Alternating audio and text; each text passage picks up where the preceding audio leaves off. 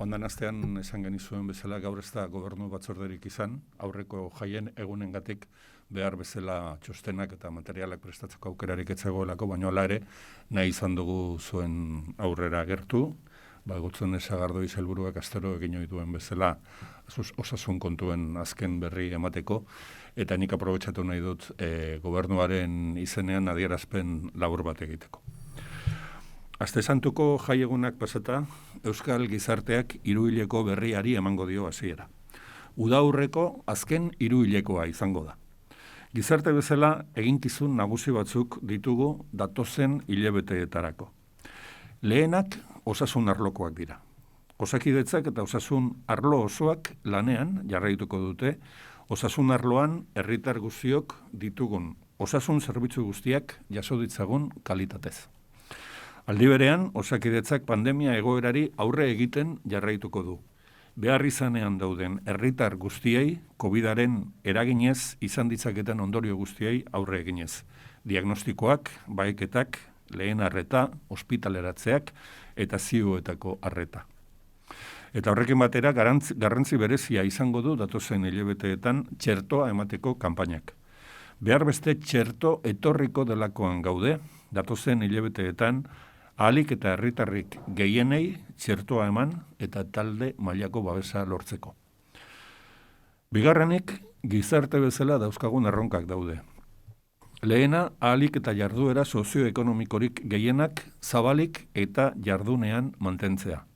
Osasun krisi honek eragin garrantzitsua izan du ekonomia eta gizarte jarduera askotan.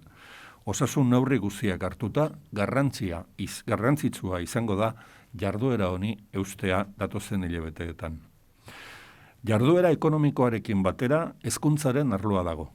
2020ko uda pasata, Euskal Gizarte osoaren helburu bezala planteatu genuen aurrez aurreko hezkuntza bermatzea. Ikasturtearen 2 herenak beteta azken txanpa geratzen zaigu. Aurrez aurreko eskolei eutsi eta eskola jarduera guztiak txukun amaitzeko.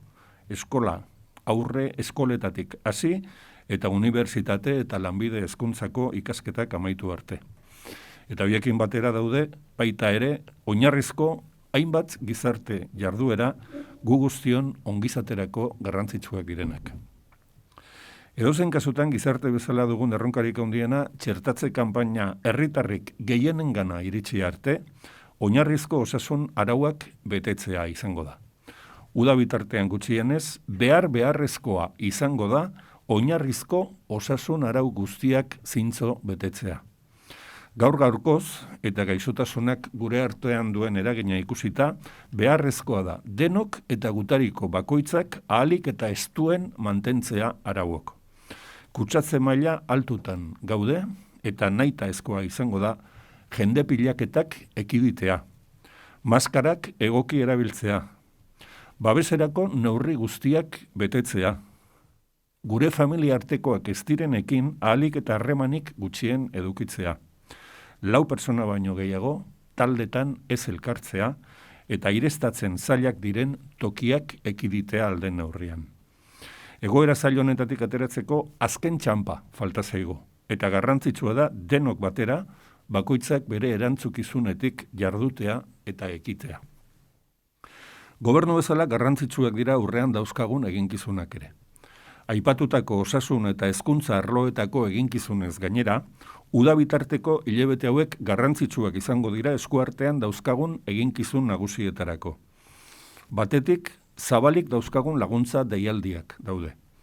Une honetan, zabalik dira kultura eta kirol arloko laguntza deialdi bereziak. Bestetik, datozen egunotan itxi beharko genituzke Espainiko gobernuarekin kalterik gehien izan duten jarduera ekonomikoetarako diru laguntzen inguruko deialdiak. Era berean, datozen egunak garrantzitsuak izango dira autogobernuaren inguruan. Espainiako gobernuarekin dauzkagun negoziazioei azken bultzada emateko. Eta azkenik, beharrezkoa da datozen asteotan argitzea nola kudeatuko diren Europako Next laguntzak. Hauek dira beraz, Jaurlaritzaren iritziz, labur esan da datozen 3 hilabetetarako dauzkagun eginkizun nagusiak. Pasadas las jornadas festivas de Semana Santa, nos disponemos a acometer un nuevo trimestre laboral y escolar. Es el último trimestre antes del verano de 2021. Este tiempo nos impone como sociedad una serie de retos que debemos afrontar y superar desde un sentido colectivo de responsabilidad. El principal reto es el sanitario. Osakidetza, sus profesionales y todo el sistema de salud seguirán trabajando para que la ciudadanía vasca siga recibiendo todos los servicios sanitarios establecidos para mantener la asistencia sanitaria de calidad que nuestra sociedad ha alcanzado. Asimismo, el Sistema Vasco de Salud afrontará la situación de pandemia que estamos sufriendo con todos los medios a su alcance, mediante los diagnósticos y cribados precisos y la asistencia sanitaria debida en la atención primaria, la atención hospitalaria o la atención en la UCI. Y junto a ello tendrá especial relevancia en los próximos meses la campaña de vacunación. Tenemos confianza en que en las próximas semanas y meses llegarán vacunas suficientes para asegurar ese reto, como es el de lograr un nivel de vacunación importante que nos asegure un nivel de inmunidad colectiva necesaria para reanudar nuestras actividades con la normalidad que sea posible. En segundo lugar, destacamos los retos que tenemos como sociedad para los próximos meses. El primero es mantener en funcionamiento el mayor número de actividades socioeconómicas. La crisis sanitaria ha tenido un impacto importante en muchas actividades económicas y sociales y esto tiene consecuencias en todos los ámbitos y también en el empleo. Haremos todo lo posible para mantener estas actividades socioeconómicas adoptando las medidas sanitarias precisas para asegurar su desarrollo con todas las garantías. Junto a la actividad económica está la educación. Pasado el verano de 2020, nos planteamos como reto la sociedad vasca se planteó como reto garantizar la educación presencial en todos los niveles del sistema educativo vasco. Y hasta el momento lo hemos conseguido de manera plena y segura. Con las 2/3 partes del curso cumplido nos queda la recta final para asegurar el desarrollo de las clases presenciales y poder acabar toda la actividad escolar y educativa de forma ordenada, desde las haurreskolak hasta la educación universitaria o la formación profesional. Y junto a las anteriormente citadas están aquellas actividades sociales básicas que tienen importancia para el mantenimiento del bienestar colectivo y social de todos y todas nosotras.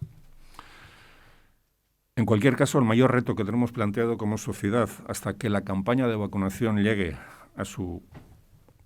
a la mayoría de la sociedad es el cumplimiento de las normas básicas de salud que aún están en vigor. El cumplimiento de estas normas sanitarias y de seguridad será necesario aún durante varios meses. Hoy por hoy, y visto el impacto de la enfermedad entre nosotros, es necesario que todos y todas, cada uno y cada una de nosotras, mantengamos un cumplimiento estricto de las normas en vigor.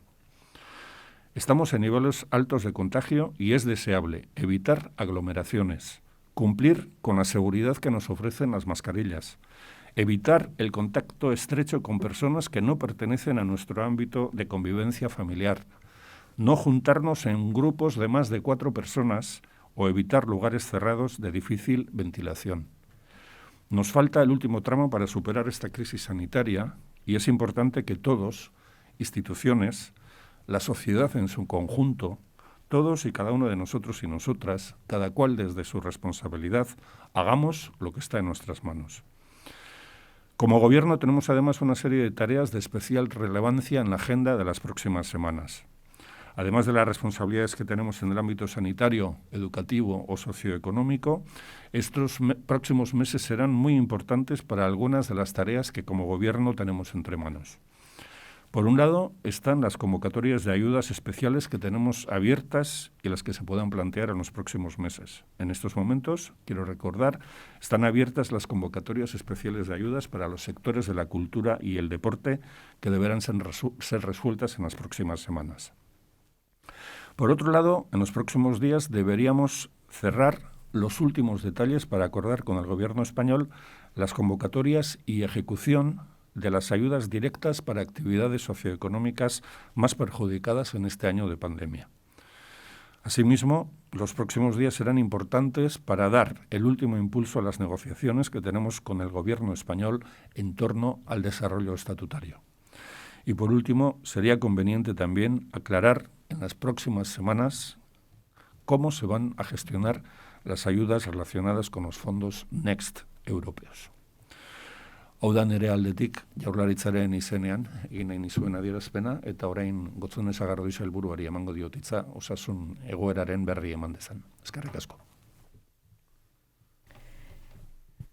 Eskerrik asko sailburu, egunon guztioi. Egoera epidemiologikoaren datuekin hasiko naiz. Atzo 6.603 froga diagnostiko egin zituzten eta horietatik 529 positiboak izan dira. 88 Araban, 219 Bizkaian, 213 Gipuzkoan eta 9 beste jatorri batzuetakoak. Duela astebete jakin zuten Euskadin, 14 egunetan metatutako inzidentzia tasa 282 kakotz 45 kasukoa zela 1.000 biztanleko. Atzoko datuen arabera, tasa hori 341 kakotz 49 kasutan kokatu da. Duela astebete baino 49 puntu gehiago. Erreprodukzio indiziaren balioek altuak izaten jarraitzen dute. Bataren gainetik. Badakizue, balio horrek erakusten digula ze abiadurarekin eda daitekeen gaixotasun bat populazio batean. Une honetan, 1,06an dago. Balio horiek erakusten dute, esan dugun bezala, joerak goranzkoa izaten jarraitzen duela. Igoera hori aurreko igoerak baino motelagoa bada, ere egoera kezkagarria da. Hace exactamente una semana les daba cuenta de que la tasa de incidencia acumulada en 14 días en Euskadi se situaba en 282,45 casos por cada 100.000 habitantes. Según los datos de ayer, esta tasa se sitúa en 341,59 puntos, 49 puntos más que hace una semana. Los valores del índice de reproducción siguen altos, por encima de 1. Ya saben que este valor nos muestra la velocidad con la que una enfermedad puede propagarse en una población. En estos momentos está en 1,06. Estos valores muestran que, tal y como hemos venido diciendo, la tendencia sigue siendo ascendente. Ese ascenso es más lento que en anteriores subidas, pero la situación es preocupante. Lo es porque la presión asistencial sigue siendo alta. Saben que Osakidetza tiene capacidad para responder a esta situación, pero el hecho de que haya 364 personas ingresadas en planta COVID-19 positivas y 105 personas con COVID positivo en las unidades de cuidados intensivos hacen que el sistema trabaje más tensionado. Los datos indican que seguiremos creciendo y además no ha habido suficiente tiempo para que las UCIs se vaciaran. Ese ascenso se ha iniciado con una ocupación alta de los hospitales de la red de Osakidetza. Hoy sacaremos la resolución de salud pública. Son 26 los municipios y el territorio de Álava los que superan la tasa de 400 casos por 100.000 habitantes en 14 días. Debemos ser rigurosos y cumplir las medidas, porque las tenemos. Limitación de la movilidad en horario nocturno de 10 de la noche a 6 de la mañana. Las reuniones deben de ser de un máximo de 4 personas en espacios cerrados. A las 9 de la noche se establece el cierre de los establecimientos y cese de actividades. Los aforos están limitados. Son algunas de ellas. Es una cuestión de solidaridad. Siempre lo ha sido. Debemos de cumplirlas para cuidar la salud del resto. Herritarrei eskatzen diet erne jarraitzeko. Birusa hor kanpoan dago. Gaur egun prebentzio neurriak betetzea funtsezkoa da birusa geldiarazteko. Aldi berean, txertaketa prozesuarekin jarraituko dugu.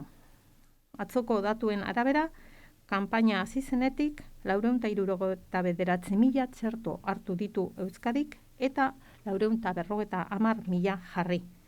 jarribakoak bigarren dosiak bermatzeko dira. Beste guztiak jarri egiten dugu. Hau da, 85%. Dakizuenez, une honetan bi kolektiborekin ari gara lanean. 80 urtetik gorakoekin eta 65 urte baino gutxiago dituztenekin. Osakidetzak lanean jarraitu du Aste Santuko jai egun hauetan kolektibo hauetako pertsonei dagokien txertoa jartzeko. Gauzak horrela, zera esan genezake. Ostegunetik eta atzor arte Osakidetzak estoka izan ezik dituen txerto guztiak jarri dituela. Ostiral goizian AstraZenecako 52.800 dosi genituen emateko eta egun horretan bertan arratsaldean ematen hasi ginen eta astelehenera arte, atzor artean denak eman ditugula. Euskal populazioa erreferentzia hartuta 15,1% jaso dute lehen dosia eta 5,4% dago inmunizatuta 2 dosiak jaso dituztelako. Desde que comenzó la campaña de vacunación en Euskadi, hemos administrado un total de 450.000 dosis de las 469.000 que habían llegado hasta ayer. Esto es el 95% de las mismas. Es decir, todas excepto las que mantenemos en stock para garantizar segundas dosis. Osakidetza ha seguido vacunando sin descanso durante estos días festivos de Semana Santa. Las 52.800 dosis de AstraZeneca disponibles el Viernes Santo por la mañana, además de las de Pfizer a personas mayores, se han administrado en estos días. Agradezco de verdad el trabajo y dedicación de las y los profesionales de Osakidetza que lo han hecho posible. Y también agradezco la actitud de la población por la rápida respuesta ante la llamada de Osakidetza. Como saben, en estos momentos estamos vacunando a 2 grandes colectivos de edad. Por un lado, personas mayores de 80 años, a quienes administramos Pfizer. A estas personas las llamamos una por teléfono y las vacunamos en los puntos de vacunación más cercanos a sus domicilios. La vacunación va a continuar porque hoy mismo han llegado 70.200 dosis de Pfizer a Euskadi. Por otro lado, a las personas de 65 años o menos les enviamos un SMS para que a través de un enlace puedan acceder a la web de Osakidetza y elegir cita. Como les dije, el viernes recibimos una nueva remesa de vacunas de AstraZeneca. Recibidas el viernes por la mañana, ese mismo día las estábamos administrando. Tanto es así que cubrimos todas las citas en poco tiempo. Volveremos a lanzar nuevos mensajes cuando haya disponibilidad de estas vacunas. Lo que sí les pediría es que aguarden su turno. Osakidetza está haciendo un esfuerzo por contactar con los colectivos. Les pido que no llamen a sus centros de salud ni al punto de atención continuada para solicitar cita de vacunación. Las líneas deben de estar libres para otras necesidades ligadas a la salud.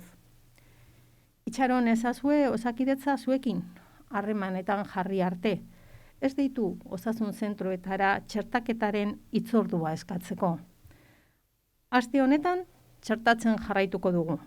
Bai, horrela izango da. Baina beti esan dugun bezala, ditugun dosien arabera deituko dugu jendea. Gaur, Pfizerren 70.000 eta 200 txerto heldu dira, hurrengo egunetan jarriko ditugunak. Eta hori esan da, eskerrik asko eta zuen esanetara.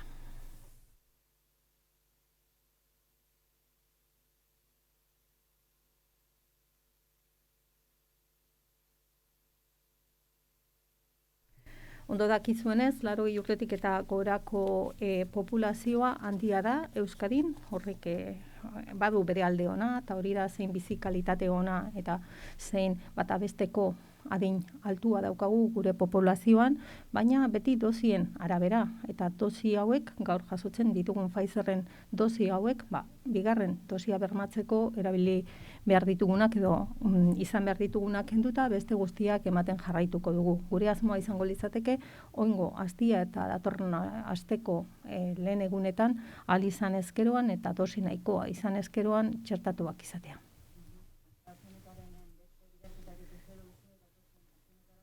Dagoeneko momentu hauetan ez daukagu horren berririk. Dakigun gauza bakarra da, apirilean zehar beste bilaketa bat egongo dela, baina ez dakigu zein egunetan bermatuko dan. Momentuz hori dakiguna.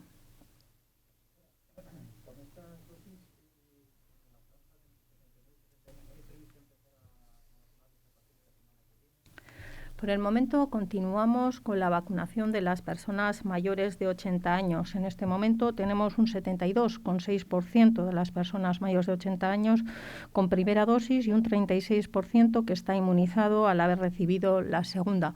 Es nuestro objetivo poder concluir con ese grupo lo antes posible, pero ya saben que siempre está en función de la disponibilidad de las vacunas. Hoy hemos recibido vacunas de Pfizer, desde hoy mismo estamos vacunando a toda la población mayor de 80, que es nuestro primer objetivo.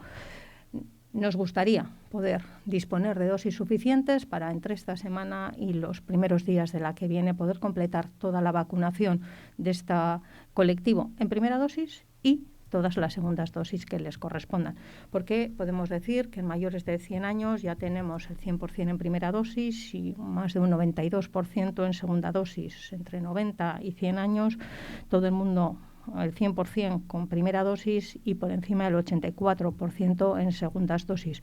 El colectivo, como ven, es amplio. Como le digo, primero vamos a finalizar con el colectivo priorizado, que es el de mayores de 80 años. Estamos con el colectivo, un colectivo todavía en el cual tenemos que hacer las vacunaciones en cercanía. Estamos llamándoles uno a uno para que puedan recibir su vacuna en primera dosis, en segunda cuando corresponde, en los centros de salud o espacios de vacunación más cercanos a sus domicilios. Evidentemente es nuestro interés poder llegar al máximo de ellos lo antes posible y si eso puede ser antes que después, así va a ser. Osakidetza estos días ha estado vacunando a un colectivo que no era este, que era el de menores de 65, mayoritariamente por la disponibilidad de AstraZeneca. Creo que se está demostrando que Osakidetza está preparada para, en función de las dosis que tenga, de vacuna de Pfizer como vacuna de AstraZeneca, poder hacerlo antes posible. Han hablado de confianza en la llegada de las dosis. No sé si esto significa que se va a empezar a liberar toda esta reserva que se ha ido guardando con la llegada de las vacunas. Y otra pregunta para el consejero, hablamos del cumplimiento de las medidas.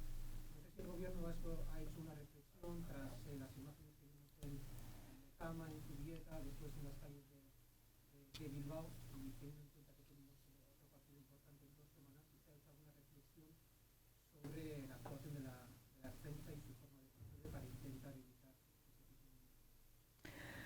En relación con el stock, especialmente las vacunas de Pfizer y de Moderna, que son las que tienen periodos de administración más cortos, 21 días y 28, como ustedes saben, en todo momento les hemos dicho que ese stock lo que hacía era garantizar que la segunda dosis se pudiera administrar. Así lo estamos haciendo y por eso no ha sido nunca un stock fijo, porque no guardamos vacunas. Lo que hacemos es, en función de la disponibilidad, que ese stock lo único que se ajuste es a aquellas segundas dosis que con inmediatez y con seriedad y rigor queremos administrar. Como ven, cuando recibimos mayor número de dosis, lo que hacemos es sacar todo aquello que sea posible, administrar todo lo que sea posible en el menor tiempo posible. Y con aquellas que tienen una mayor diferencia entre primera dosis y segunda dosis, como es la de AstraZeneca, pues han visto ustedes que en estos momentos tenemos el contador a cero, que hemos administrado todas porque el tiempo de administración de la segunda dosis es muy amplio para poder tener ese stock. Sí. Durante los días que transcurrieron entre el Jueves Santo y el Domingo de Pascua, la Ertzaintza se vio obligada a preparar múltiples dispositivos especiales a lo largo y ancho de todo el territorio de nuestra comunidad y algunos especiales además en los territorios de Guipúzcoa y Vizcaya con motivo de la final de la Copa del Rey. El Gobierno considera que la actuación de la Ertzaintza fue correcta y respalda las decisiones que los mandos policiales tuvieron que adoptar a lo largo de esos 4 días en todo nuestro territorio. En lo que tiene que ver con las celebraciones futbolísticas, después de las concentraciones que el jueves y el viernes se produjeron en Lezama y Zubieta, hemos constatado que el sábado fue un día de celebración previa para muchos y muchas personas y aficionados de ambos equipos, tanto en Vizcaya como en Guipúzcoa, que decidieron pasar el día en la calle, juntarse con sus cuadrillas y animar a sus equipos. Muchas de estas reuniones terminaron en aglomeraciones y reuniones de más de 4 personas que están expresamente restringidas por la normativa sanitaria en vigor. No hay dispositivo capaz de evitar estas reuniones y aglomeraciones que, como digo, se produjeron en toda Guipúzcoa y Vizcaya, si no hay un compromiso personal de los aficionados, de las cuadrillas, las familias y los clubs para evitar estas situaciones. Hubo mucha gente que decidió no hacer caso a las restricciones y disfrutar de un día de fiesta. Y es probable que ahora mismo haya aficionados guipuzcoanos preparando un recibimiento a la Real mañana en Anoeta o cuadrillas vizcaínas preparando otra celebración previa para el día 17 con motivo de la otra final del Athletic. Hacemos un llamamiento a la responsabilidad para que no se repitan las aglomeraciones que se produjeron los días pasados. Son reuniones en las que nos juntamos con un número de personas superior al recomendable, estando como estamos en una situación de pandemia. Son situaciones que nos exponen al contagio y a la transmisión de la COVID.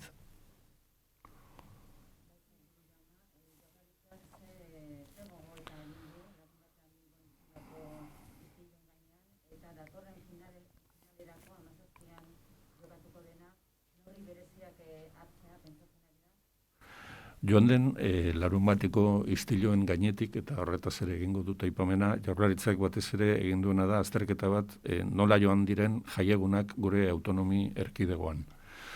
Joan den ostegunean hasi eta igandera bitartean, hainbat dispositibo berezi prestatu behar izan zituen ertzaintzak, lurralde osoan eta hainbat arrazoirengatik. Eta tartean egon ziren finalaren ingurukoak. Jaurlaritzak uste du, ertzaintzak izan duen jarduera zuzena izan dela eta babesa ematen die polizia agintariek egoera ezberdinetan hartu behar izan dituzten erabaki guztiei.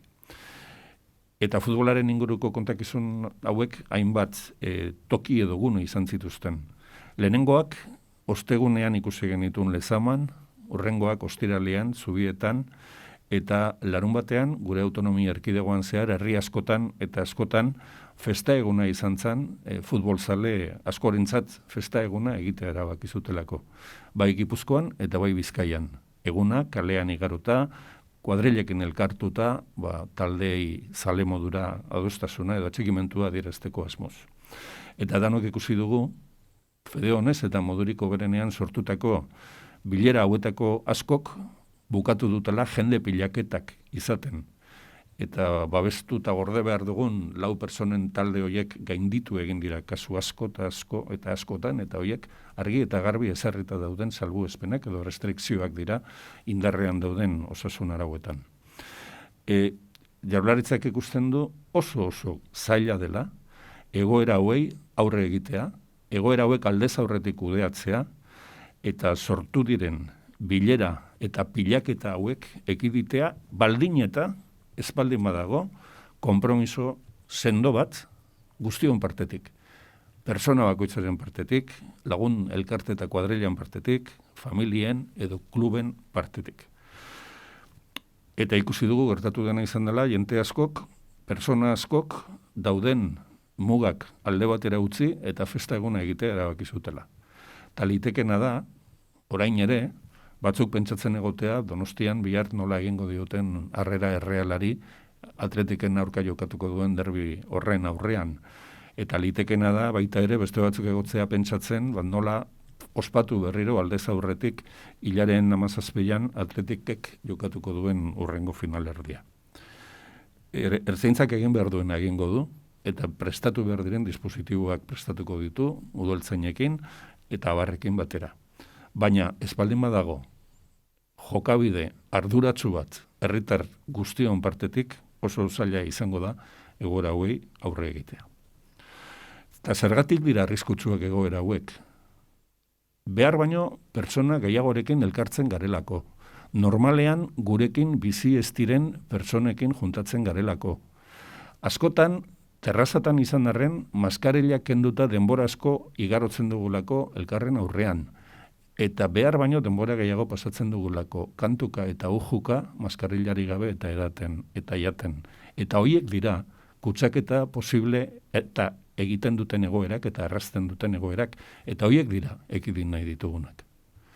Eta joan danaz, eta Bilbon, Pozakalean izan ziren gertaerei buruz, lehendakaria izan zen lehenengo persona erabili zuena gizatasune gabeko jokabideak izan zirela, ezta?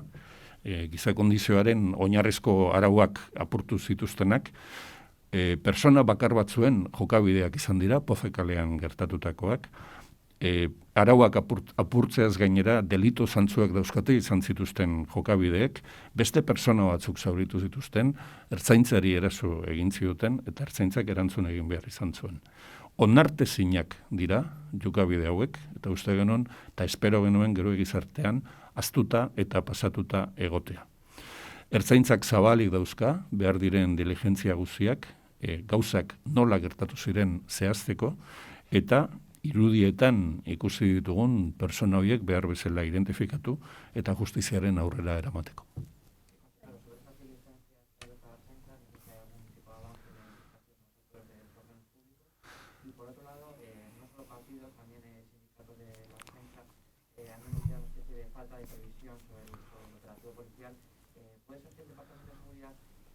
Previera posibles celebraciones posteriores, pero menos valorar el riesgo de celebraciones anteriores al partido?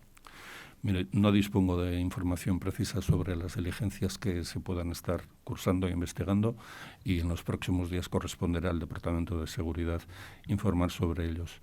Y en cuanto a la segunda pregunta, pues he querido enmarcar la reflexión que ha hecho el Gobierno en unos días muy especiales en los que había que hacer frente a muchísimas situaciones en todo el territorio de la comunidad autónoma, donde era posible que esto sucediera, pero con la ley en la mano y con las normas en vigor, el Gobierno y la Policía Autónoma no disponen de la facultad necesaria para intervenir en un espacio público en el que haya congregadas miles de personas. No vivimos en un estado policial.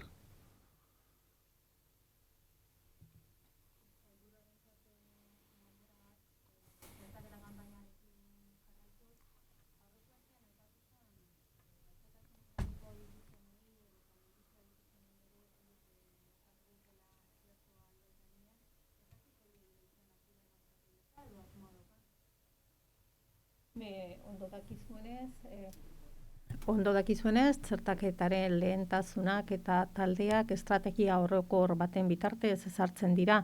Eta estrategia horren barruan badago gaixotasun kroniko berezi batzuetako pertsonak, baina horiek daude 70 eta 80 bitarteko populazio orokorrean sartzen garen gune horretan. Dena dela, jakin beharra daukagu baita ere momentu hauetan adina izaten ari dela, erezpiderik gehiena edo lehena, eta horregaitik batetik, 80 eta gorakoekin ari gara, ahalik eta lehen, eta hor sartzen dira hainbat gaixotasun kroniko dituzten pertsonak, ahalik eta lehen txertatuak izan daitezen guztiak. Dena dela, ekingo diogu aurrera dosiak izan ahala. Txertoa falta dugu aurrera egiteko.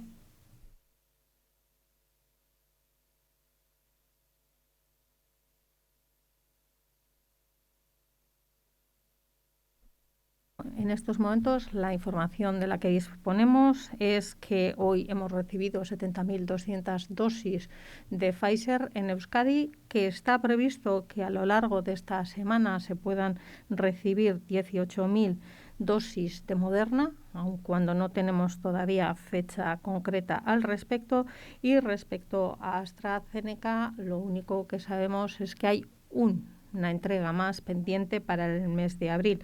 Además, es una entrega en la que tendremos que ver cómo o si tenemos más información respecto a futuras entregas, porque a pesar de que la cadencia de AstraZeneca es grande para la administración de la segunda dosis, entre 10 y 12 semanas, como ustedes bien saben, a primeros de mayo estamos cumpliendo ya las segundas, necesitaríamos estar administrando las segundas dosis de AstraZeneca. Por eso, pues tendremos que ver si nos llega más información para saber cómo podemos garantizar esas segundas dosis y seguir con la vacunación de personas por debajo de 65 años. En estos momentos no sabemos si va a haber más que esa entrega prevista a lo largo del mes de abril y todavía estamos pendientes de concretar o saber el número exacto de dosis que serían suministradas en esa entrega.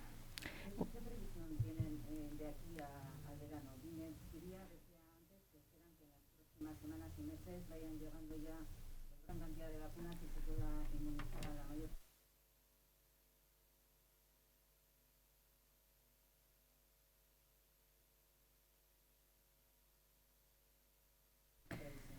Para ello debiéramos de conocer el número de dosis de cada una de las vacunas que nos fueran a suministrar de aquí hasta finales de junio. Yo lo que sí le puedo asegurar es que vacunas que se reciban, vacunas que se administrarán por parte de Osakidetza al total de la población. Ya han visto ustedes que hemos ido creciendo en puntos de vacunación, hemos establecido puntos de vacunación de mayor rendimiento en previsión de que se vayan incrementando según las noticias que van viniendo desde Europa las cantidades a entregar por las distintas distribuidoras, pero es algo que no podemos conocer. Yo siempre les he dicho y me voy a ceñir a ello, que no es una cuestión de capacidad, es cuestión de disponibilidad. En la medida en la que tengamos vacunas, las vamos a administrar. La prueba es que AstraZeneca llegó el viernes a Euskadi, llegaron por encima de 52.000 y todas y cada una de ellas se han administrado antes de hoy. Esto es, en 3 días y medio, 3 días además que eran festivos, hemos administrado la totalidad. Seguiremos en ese ritmo, incrementaremos el ritmo si es que tenemos más vacunas.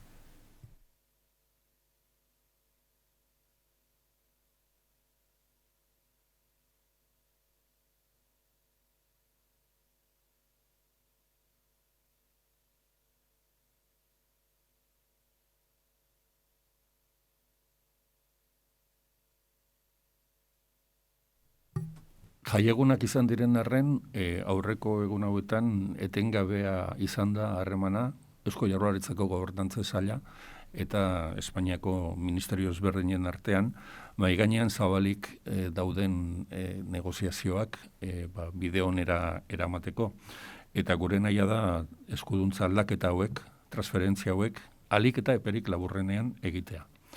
Egia da alde batetik, hainbat urtetako itxaronaldiaren ondoren, gauzak alik eta ondoen egin behar direla, eta aintzat hartu behar direla, eskuduntza horietako bakoitzaren aldaketak behar dituen ezaugarri guziak, teknikoak, politikoak, ekonomikoak edo administratiboak. Baina, hemen biztan dago eta oso argi dago, alde batetik Jaurlaritzaren borondatea lehenbailen egiteko, eta beste alde batetik Espainiako gobernuak publikoki hartu dituen konpromisoak. Beraz, Jaurlaritza bezala, geure esku dagoen guztia egingo dugu, datozen egunotan, alik eta azkarren eskualdatze hauek gertatu daitezen. Eta uste dugu, datorren astea bukatu aurretik, egon beharko lukela argi egoerak, eta jakin beharko genuke argi eta garbi, posible diren edo ez, orain arte negoziazioan egon diren gai hauek.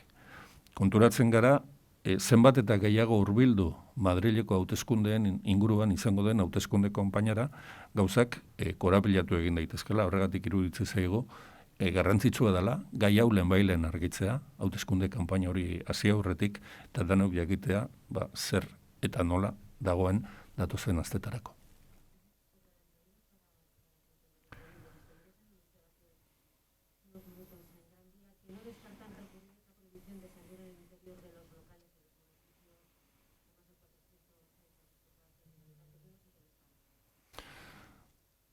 Bueno, pues los representantes del sector de la hostelería están en su derecho para llevar ante la justicia todas las medidas que haya adoptado y que ha adoptado el gobierno vasco en colaboración con las otras instituciones públicas vascas. Me consta que a todos los responsables políticos que se reúnen en el COVID y tienen que reafirmar las propuestas que hace la asesoría técnica, les cuesta muchísimo adoptar medidas restrictivas. Les cuesta muchísimo cuando estas restricciones tienen que ver con derechos fundamentales de movilidad, de agrupamiento, de convivencia, y les cuesta muchísimo también cuando tienen que adoptar decisiones que afectan a la actividad económica de algunos sectores, en este caso el de la hostelería. Los representantes de la hostelería están en su derecho para recurrir estas decisiones, pero los responsables políticos están en la obligación de adoptar aquellas medidas que, según los técnicos, son necesarias para hacer frente a esta situación de contagio y de pandemia.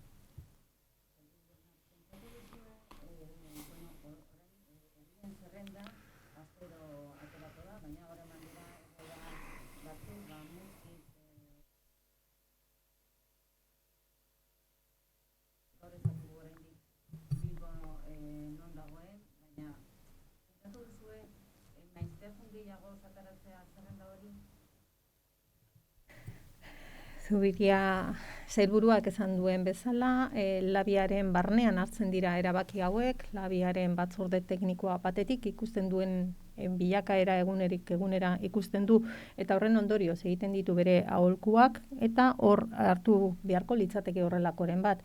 Baina astean behin izan da, zein astean bitan izan da, badakigu batzuetan marra jartzean, batzuk izango direla, ondo hobeto aterako direna, beste batzuk ez horren hobeto aterako direnak, ezta? Marrak jartzia beti da arriskutsua edo beti da, guztien gustokoa ezin daitekeen zeo zer egin. Garrantzitsuena da nire ustez jakitea neurriak badaudela, neurriak eragin izaten dutela eta neurri horiek bete egin behar dugula. Naiz eta batzuetan gure gustokoago izan eta beste batzuetan ez horren beste.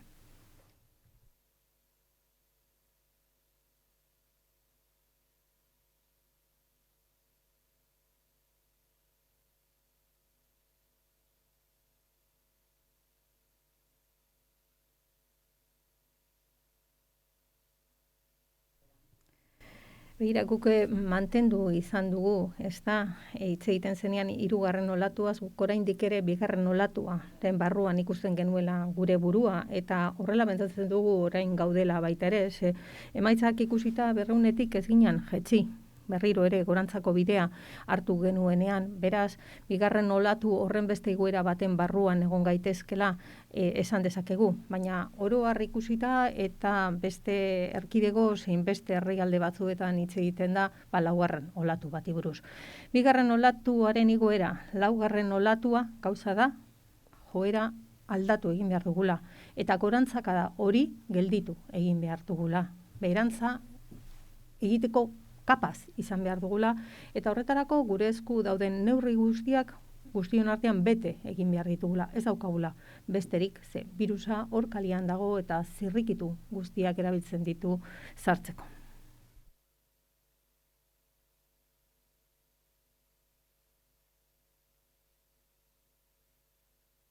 Zongi, eskarrik asko eta egun hona izan.